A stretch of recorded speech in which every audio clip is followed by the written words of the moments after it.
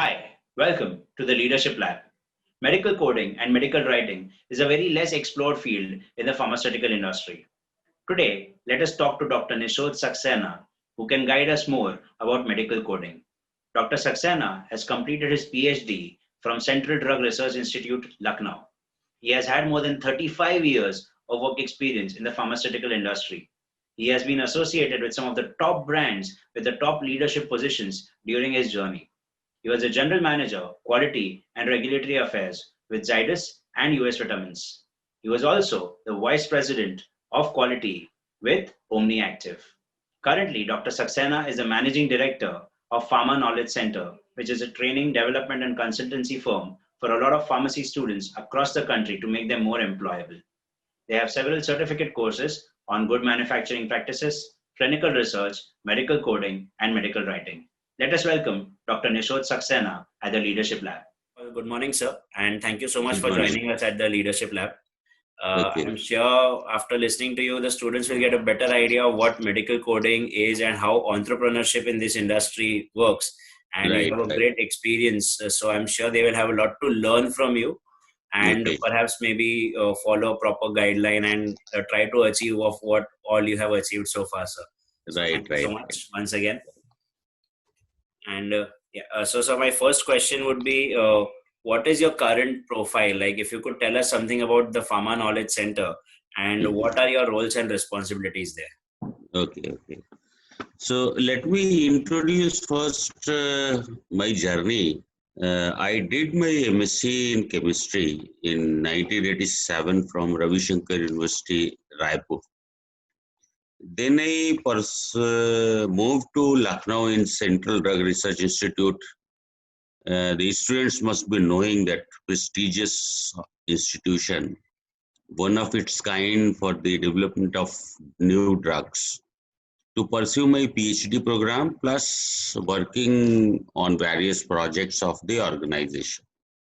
I completed my PhD that time that biotechnology was not very familiar subject, but I did my PhD in fermentation technology, which is the major core area of current biotechnology.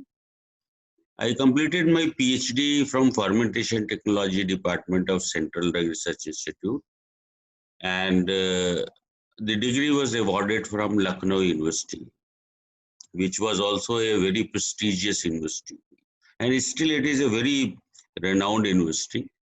And by the end I was submitting my degree, I got a job that is again in the same fermentation technology. That time that recombinant DNA technology was not there. Very rare cases people were working on that. At that time the conventional fermentation was done, which is now has become very important for India, looking to the recent announcement and the steps taken by government of India to produce the various intermediates N-1, N-2 and KSM and APIs for pharmaceutical industry. And then I was working with the private sector, and I worked for almost 30 years in pharma and biopharma companies like Zydus, Cadila, Intas Pharmaceutical, Dr. Reddy's Lab. Last I was working as a Vice President Quality and Regulatory for Jubilant Life Sciences Limited. I was heading the entire operation of quality and regulatory of all plants. 2016, I decided to voluntarily come out of the industry and started my own working. And 2017, I created the organization that is Pharma Knowledge Center. Initially, when I came out in the May 2016, I started consulting to biopharma organizations. 17, I decided to develop skill courses entirely related to pharmaceutical, biopharmaceutical, and healthcare industry to help the graduates and postgraduates from pharmacy, life sciences, and chemical sciences.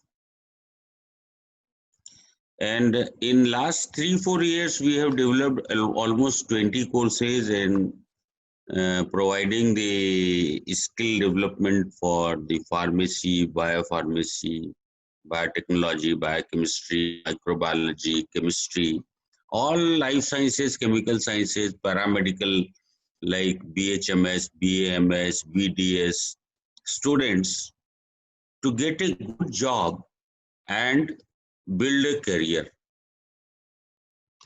And we are successful in implementing this subject, these new courses, because these courses are not available anywhere. These courses are designed based on my 30 years of experience, exactly what is required inside the industry. And since my another vertical is consulting, and mainly my consulting is related to compliances, gap analysis, remediation for US, Europe, and Japan. So I am still associated with all multinational, small, medium, large scale, and even my clients are from the US, Europe, Japan. So I am keep updating myself on the requirement of the industry, and that I am in turn passing out to the freshers so that they can perform well in the industry.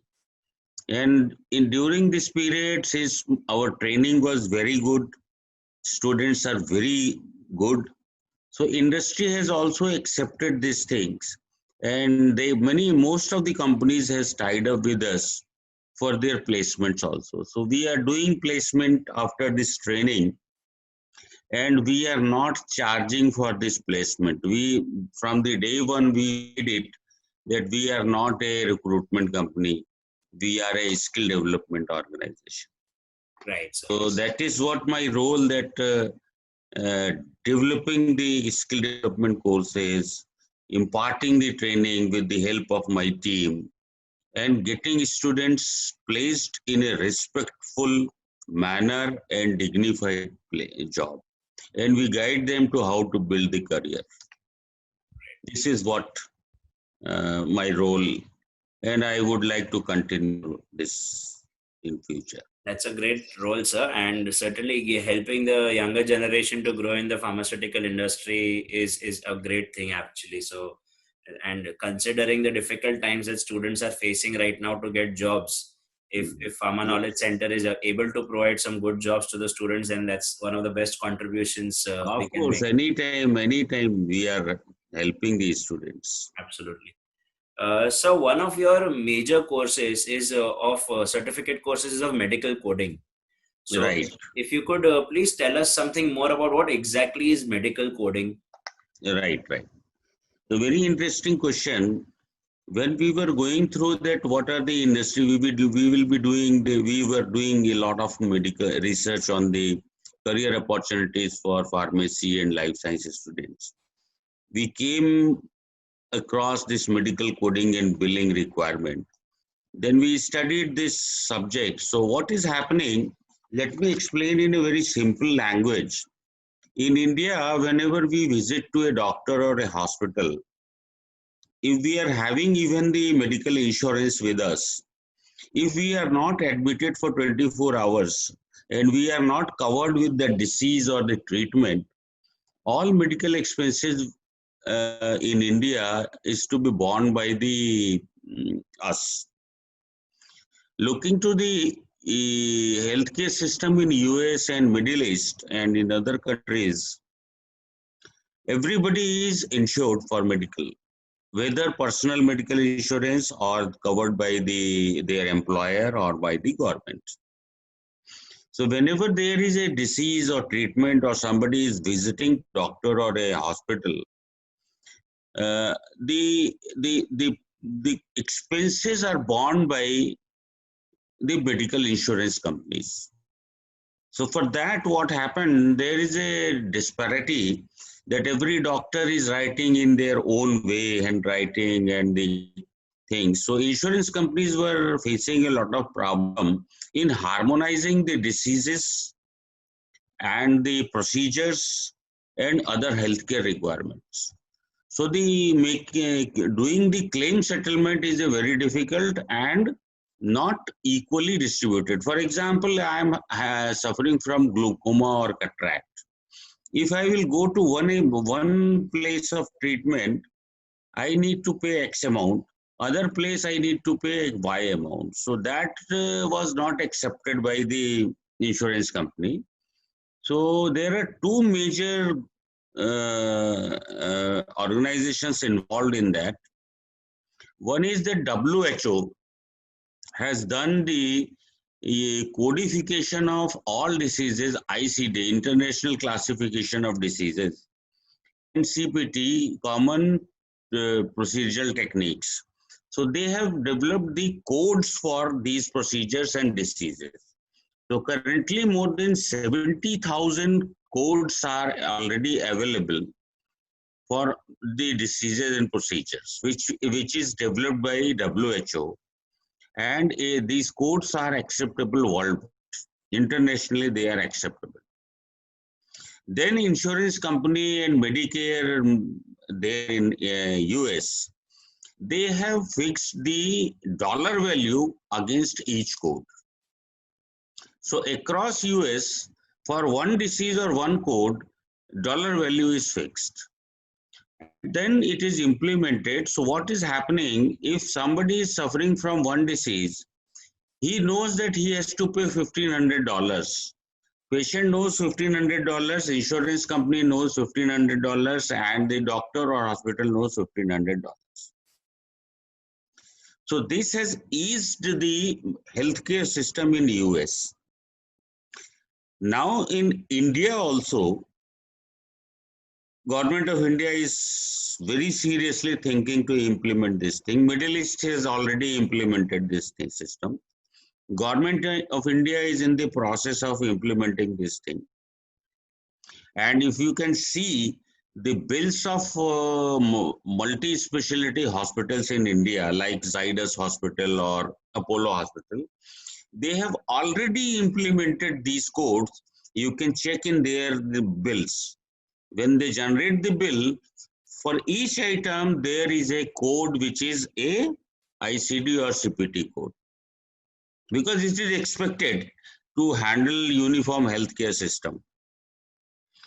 So what is happening, like if you compare 1990s, when this IT revolution has started in US, the automation of manual process. Since India is a talented country, that time there was no BTech in IT, no BTech in computer sciences.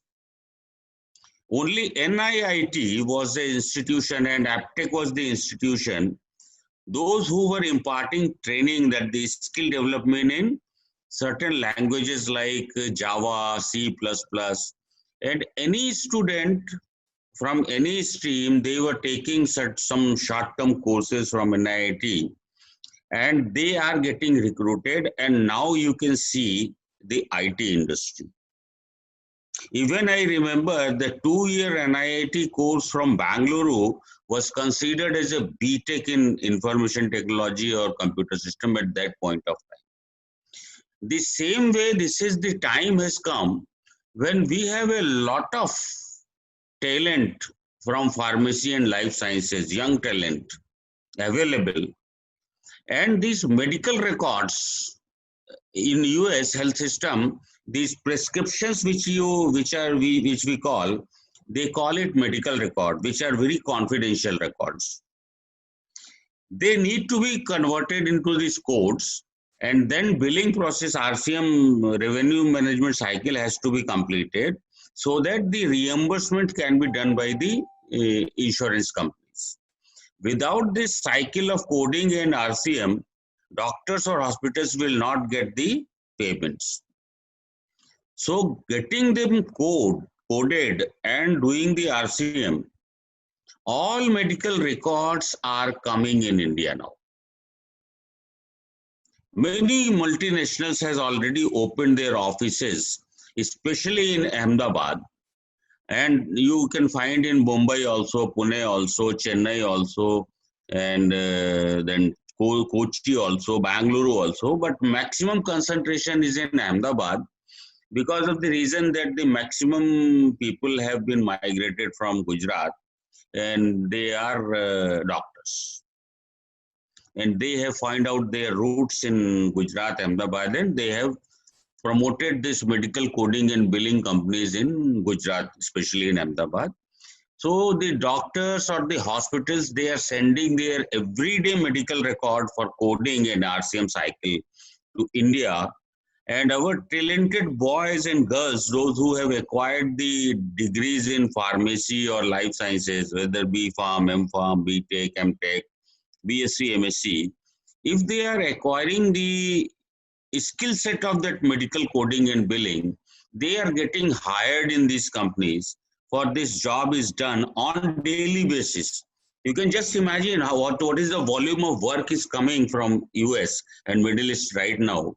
Because everyday doctor, if one doctor is seeing 10 patients and he has to get the fees from these 10 patients, he has to go through this coding and RCM cycle so that he can get the reimbursement from the insurance company. So only daily basis, thousands records are coming in India for this process. And our Indian talent is doing this thing. And day by day, this requirement is getting increased. And what we are seeing that within next 3 to 5 years, this medical coding and billing industry is going to be an equivalent to the IT industry in India. Plus what is happening in US, if somebody wants to do this coding and billing, there is a mandatory requirement he should be a certified professional coder. And there for that certification, there are 2 organizations in US. One is AAPC, other is AHIMA. So students need to learn this coding and then they have to appear for their examination, which is fortunately happening every month in India. And they get themselves certified as a CPC certified professional coder. And then this certificate is valid throughout the world. If somebody is traveling to US for a short period of time, in part-time he can do this job. Or if full-time he wants, he can do this full-time job also. So this is what the industry, which we found that the best suitable industry, those who are interested in this kind of roles. So this is a very brief about this medical coding and billing industry. And the moment Indian government will implement, the number of opportunities would be like anything. We will running short of the manpower in India. Right. Absolutely, very nicely said, sir. Actually, you have almost covered 2 or 3 major questions where I was supposed to ask you what would be the industry scenario of medical coding and what kind of skill sets are required for students if they wish apart from this medical coding billing industry, the other opportunities, somebody has done the graduation or post-graduation from any pharmacy, life sciences. The other opportunities apart from medical coding and billing is the hospitals. Because hospitals would also require this kind of skilled manpower. Right. The second one is the medical insurance companies, because they will be understanding only coding and RCM side. The third one is online drug delivery space, which is getting created. They will also be understanding these codes only. And the last one is, because of this COVID-19, the post-COVID-19 effect will be the online medical consulting. There also, suppose in Indian government would be implementing this coding and billing. So every doctor in India would be requiring coders and billers. Right. When this will go online, because it has already started online medical consulting.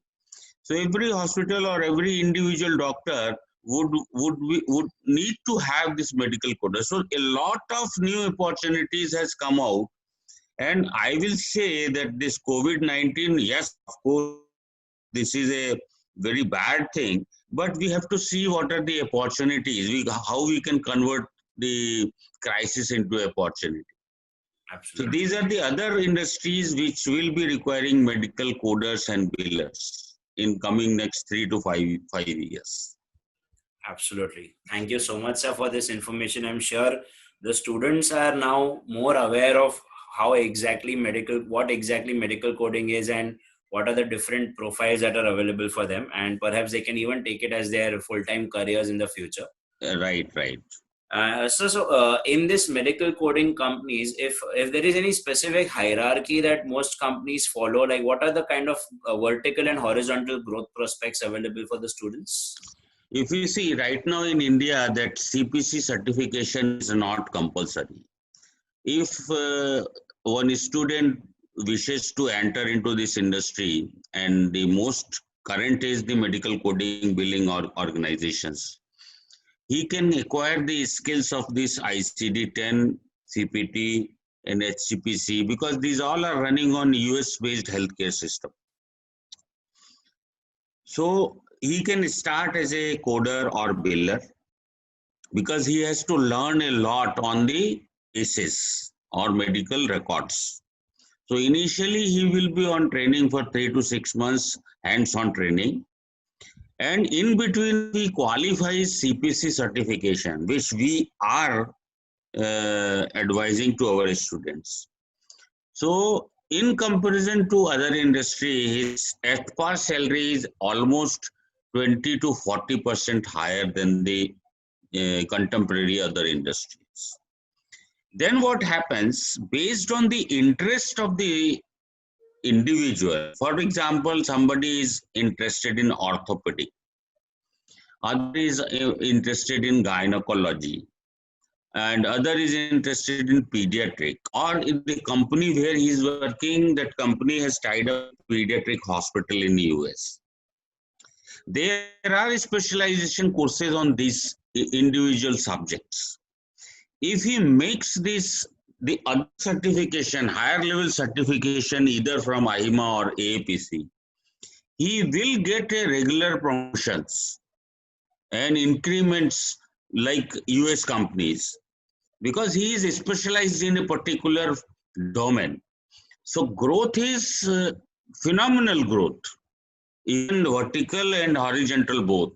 One company to the other company, or in the same company, if he has acquired the additional specialization in orthopedic, so he is the only person available, or very few person who can do the coding of orthopedic medical records, or gynecological medical records, or the dental medical records. So growth is dependent on how much skill you are acquiring. So very tremendous growth is there. Right, sir. Thank you so much. Sir, you have had a very extensive career as an industry professional for more than almost 30 years. So what made you decide, what moment in life made you decide to jump from industry to entrepreneurship? Like you said, you started in 2017. So what was that moment that motivated you to jump into entrepreneurship? Yes, actually, when I was working in quality and regulatory, though in 30 years I have worked in all the domains of pharma, biopharma, and clinical research industry. And during the journey, I was handling a lot of people outside the office. For example, one vertical was, I have to get manufactured my medicines from third party, small or medium scale manufacturing units. So what I have, and interacting with many small and medium manufacturers. So what I have observed, and my role was quality and regulatory ultimately. ensuring the quality and regulatory, because ultimately products were going to US, Europe and Japan. So I identified the pain point of these our small and medium scale manufacturers in India, because doing business of pharmaceutical only in India is not feasible. Very huge competition. And if you want to sustain in India, you have to be exporting the medicine. And for exporting the medicine, you have to be compliant with the regulation of the exporting country. And what I have come across that small, medium organizations, they are struggling for this compliance issues. They have done whatever best they can do. They have hired people, they have paid to consultants, they have called consultants from outside India, because sometime back it was a trend that Indian companies were more dependent on the foreign consultants, but they were not successful. They were not successful. So one pain was, which I have realized for Indian pharma industry, is somebody should be there who can really help them out. Because in most of the cases, the end result was they have hired best of the consultant or the advisors. The end result is they will get a list of problems, not the solutions. So I was thinking, let me do something for this, if I can provide the right solution for right problem. And that is feasible for the Indian economy. I can give a solution which has an investment of 50 crore rupees. But there are solutions that can be handled in 5 lakhs rupees also. And that is what one of the reason I decided to come out and help small, medium, even in larger scale also, industries to identify the gaps and suggest them the suitable corrective action, preventive action, remediation, and advise them how best within the limits of the expenses and timelines the compliances can be achieved. That is why I wrote a article that is actually the backbone of biopharma company is good manufacturing practices. Every country is asking for that and every organization asking for that. So I have wrote a article, appropriate manufacturing practices. And then industry has accepted my views, and then that is one of the reason. Second thing, if you see any pharmaceutical or biopharmaceutical organization, on an average 50% organization is run by the fresh graduates of all streams. But if you will find them, industry, that is what going on in India since last 30-40 years, industry academia gap. Right. I am not seeing this as a gap. And everybody is talking about unemployment in India. I am not agreeing with the unemployment in India. What I see that the employability of the available resources. Absolutely. If we focus on these students, fresh graduates and postgraduates, how we can make them employable, then there is no unemployment in India. Absolutely. So these two things has made up my mind,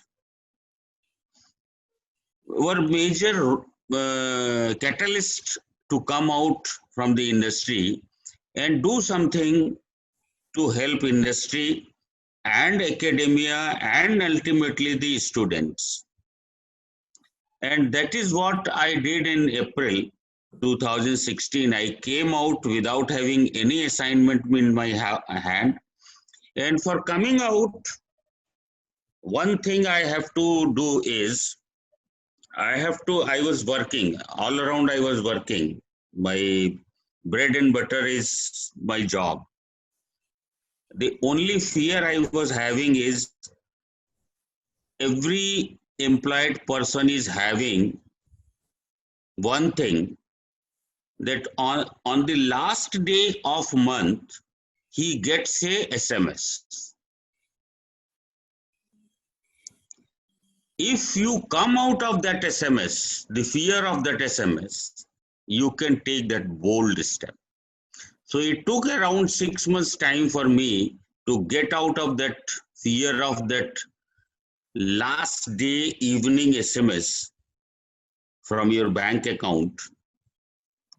And I came out and I started building these verticals. So these are the two major factors.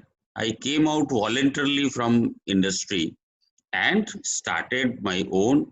One vertical is consulting, other is making students industry ready, employable, so that I can help industry also, academia also, students also. That's great, sir. Very nicely said, sir. Absolutely true. The students need to be more employable because they do definitely have the potential, but there's nobody to channelize the potential in the right direction. Right direction. So during your journey, as you said, one of the major challenges you face right now was to get out of the fear of that SMS. I am pretty sure there might be many other challenges that you would have faced during your journey of the last 30 years and even the last 3 years at Pharma Knowledge Center. So is there any specific challenge that you kind of very clearly remember, and what did you do to overcome that challenge? You see, I take every day as a challenge. Because if I am not having the challenge, I will not be able to convert the day into opportunity. Every day is a challenge, and especially in pharmaceutical sector, which is the most disciplined and regulated sector, the everyday challenge. I used to work on the plants where the manufacturing is happening, and I was heading quality and regulatory, to more challenging. So let me give the example of how I handle the challenges. This our COVID-19 infection is a sudden. Absolutely.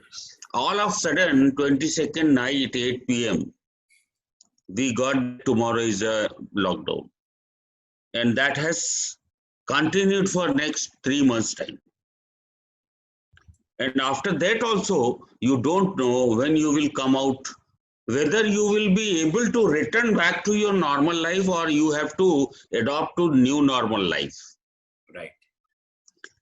And my batches were registered and they were supposed to start. All operations were closed. On 23rd itself, 22nd itself, we have decided that everybody will be working from home. Voluntarily, we closed. Then the challenge was what will happen to students, what will happen to our classes, because all classes were physical classes. We have a very good setup, world-class setup. We were using German technology, smart classes. So we were having almost 15 to 20 days time to start our new batches.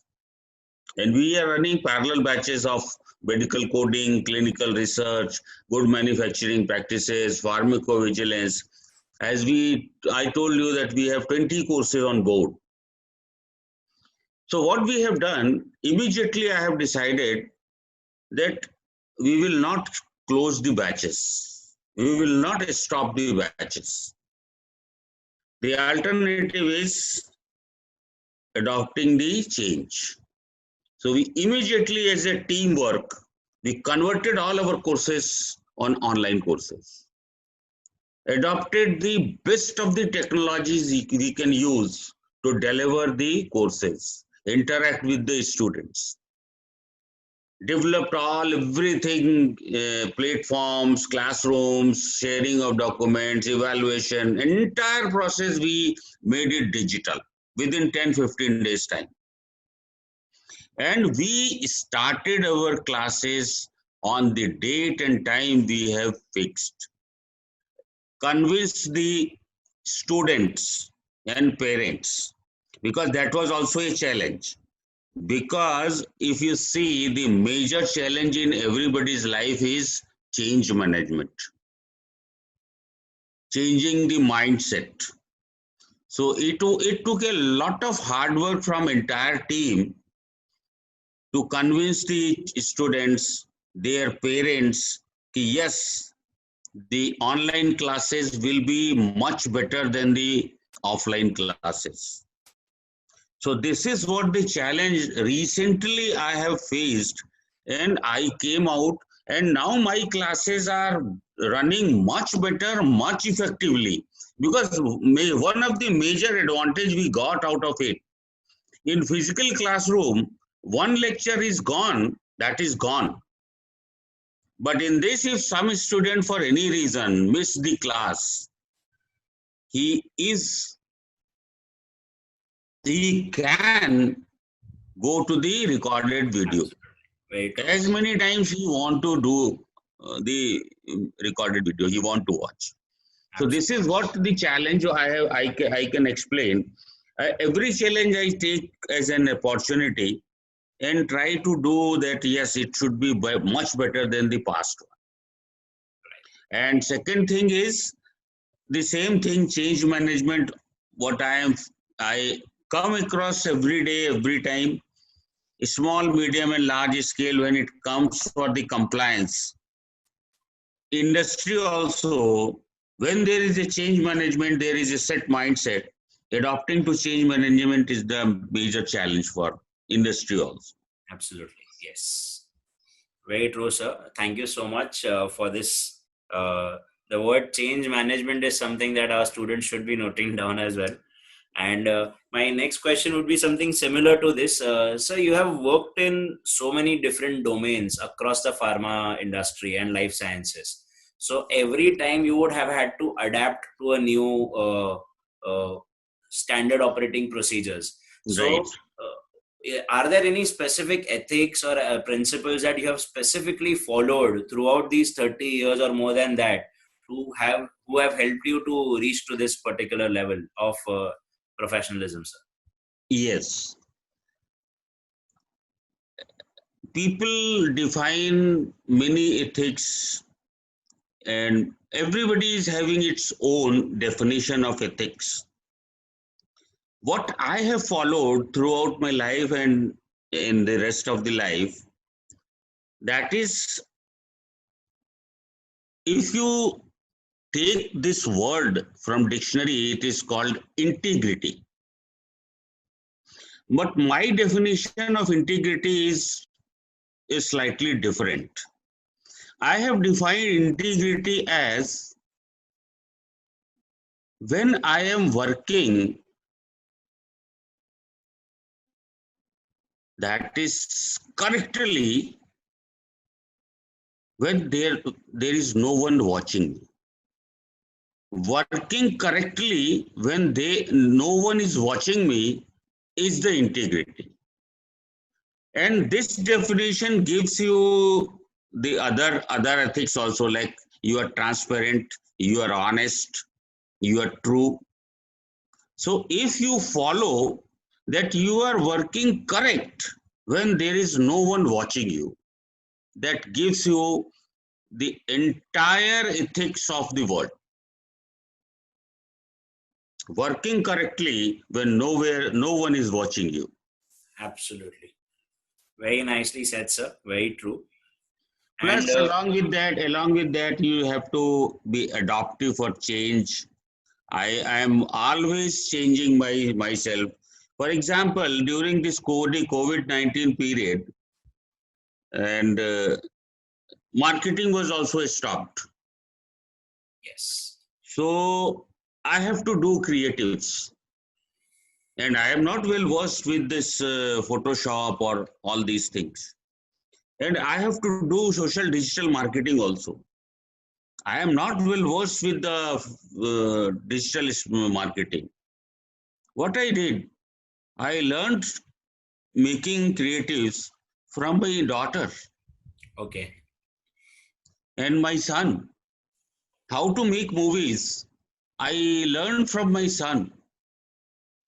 And how to do digital marketing, I did paid course for Facebook and LinkedIn marketing. So learning always, adapting to changes Right. is very important. Ethics. You have to adopt the change. You have to learn every day, and you will be very hardworking. And for doing this thing during Corona period, I used to work around 18 to 20 hours a day. My God. All right. Absolutely, sir. That's very nice and very nicely said as well. I'm very sure that the students have something to take forward and will definitely try to implement these principles in their academic and professional careers too.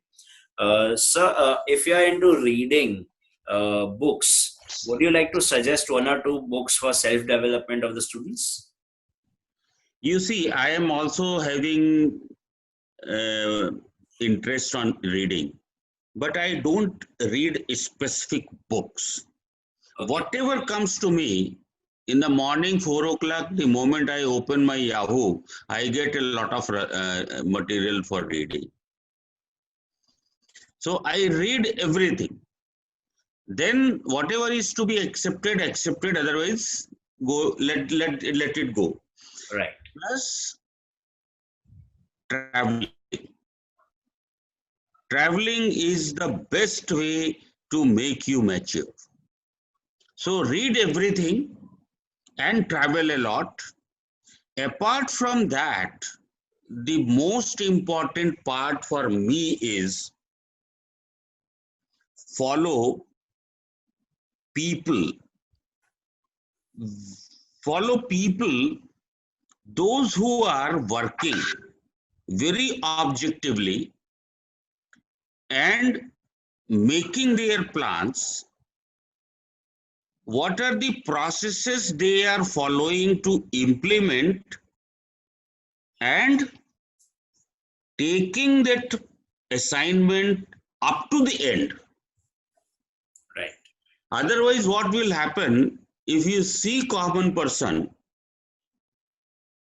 they will make a lot of plans without detailed planning, implementation plan.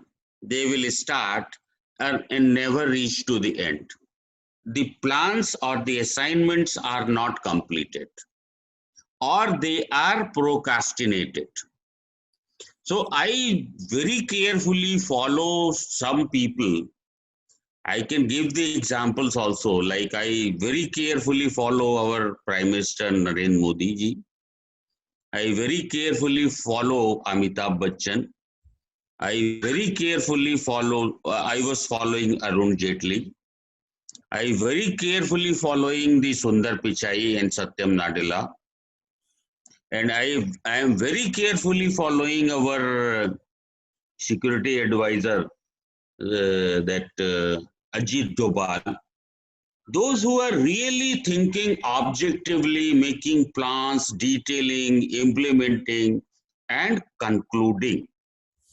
The most important part, following people, those who are concluding their objective assignments, how they have made the processes, how they have implemented, whether they have anticipated the failures, what are their plan B and plan C's.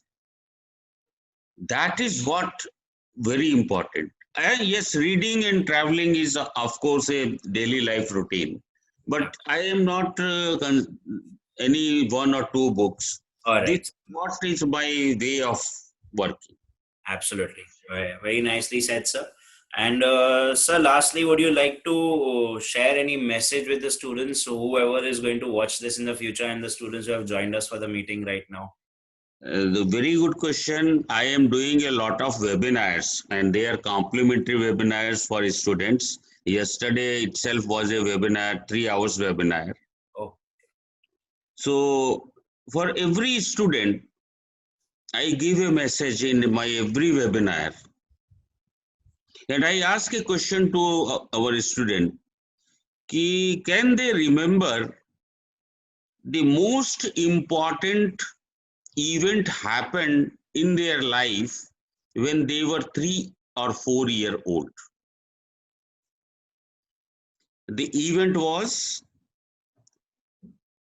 I was crying. I was not ready to take milk or water at home. I was not ready to get ready on that day. My both father and mother was determined, and they have taken my both the hands and bag and took to my school. The first day in kindergarten. And I was crying. I was not ready to stay in the school. I was not taking food in the school. And from that day, 18 years or 20 years, they are having only one small dream. Why they have done this thing? Though I was the most loved one in my home, my all desires were fulfilled. But when it is time to go to school, they are keeping very hard heart, and they are taking me and living in the school. They were only having one ambition, कि बड़ा होके ये मेरे से भी बड़ा बनेगा. And the same contribution has been done by our teachers in the school and colleges, कि मेरा student बड़ा होकर के मेरा नाम रोशन करे. Apart from that, these three people, my mother, my father, and my teacher, they have never expected beyond this thing. So always remember the 18-20 years of contribution of your father, mother, and teacher. This, my other message is, along with your educational qualification degree, whatever degree it is, B.Pharm, M.Pharm, B.Tech, M.Tech, B.Sc, M.Sc, even PhD. If you want to build up your career and ultimately would like to fulfill the very small ambition of your father, mother, and teacher, first of all, what you have to do, you have to introspect yourself, apart from your degree or the discipline you have studied, because these degrees are only essential qualifications. No degree in the world from any university or college is awarded along with offer letter. So treat them as a essential qualification and introspect yourself and find out where you feel happy. Where is you are happy to work? I can give you the example. Sundar Pichai is a metallurgical engineer from IIT Kharagpur, but he was happy with the software and he became CEO of Google. Satyam Nadella acquired the degree in electrical engineer from MIT Jaipur, and he was happy to work in IT within the Google. So the most important part, you have to introspect yourself and find out where are you happy to work. And if you acquire the skill of your happiness, you will build a career. Otherwise, you will work under pressure, frustration, और उसको मजबूरी बोलो, मजबूरी में काम कर रहे हैं, you will not enjoy your life, you will not enjoy your work, you will not enjoy your career, and ultimately you will not be able to fulfill the smallest dream of your father, mother, and teachers. So this is my message, and keep continuous learning. The day you will stop learning, you are finished, and hard work, hard work, hard work. This is the message to every student. I am giving every day in every webinar, wherever college, school, I am going meeting students, I am giving this message. Absolutely, sir. Very nicely said, and certainly a very strong message to all our students. Thank you so much, sir, for sharing all this information about medical coding and also motivating our students to work harder.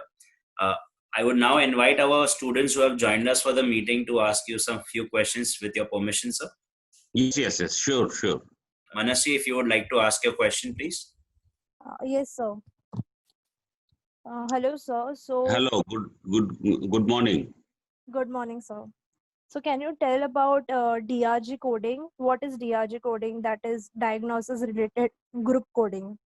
Yes, DRG coding is a part of CPT, common procedural techniques. What happens, the procedures are divided into multiple groups.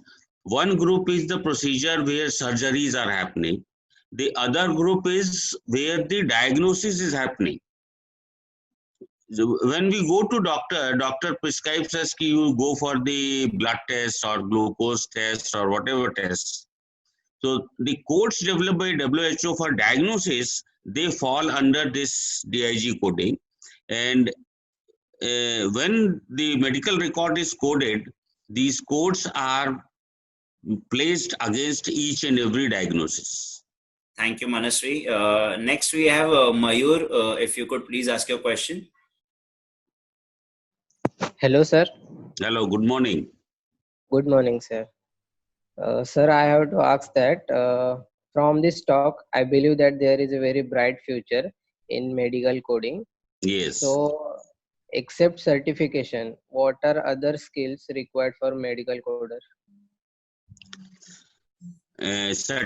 One thing is you have to learn the this disease codes, procedural codes, and the regulatory and compliances. Other than this, you have to develop the soft skills. For example, your presentation skills, your how to handle difficult situations, how to handle difficult people. These are the soft skills which are required. Plus for now, if you are studying now, and in future if you are working for the US way of working.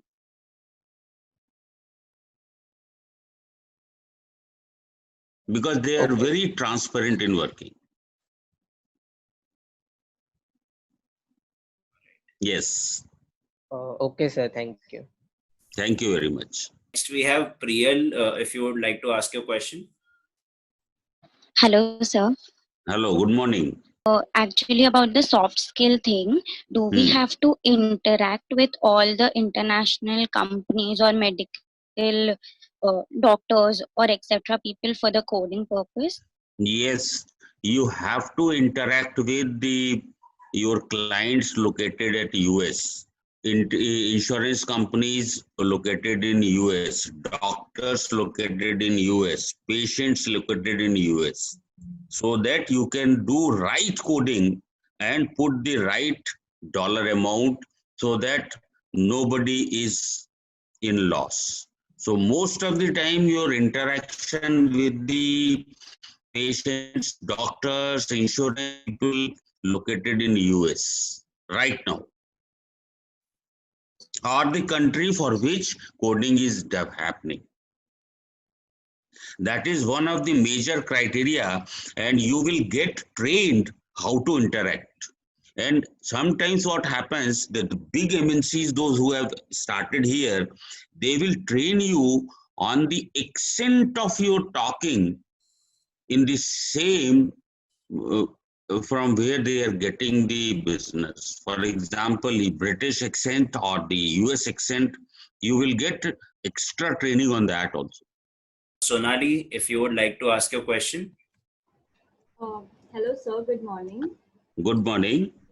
So my question is, what challenges medical coding as a profession has faced or is been facing since past few years in India? Okay. A very good question you have asked. What is your name? Sir Sonali Singh. Sonali, your question is very relevant question to the situation right now in India. In India, we all are habitual working 10 to 6.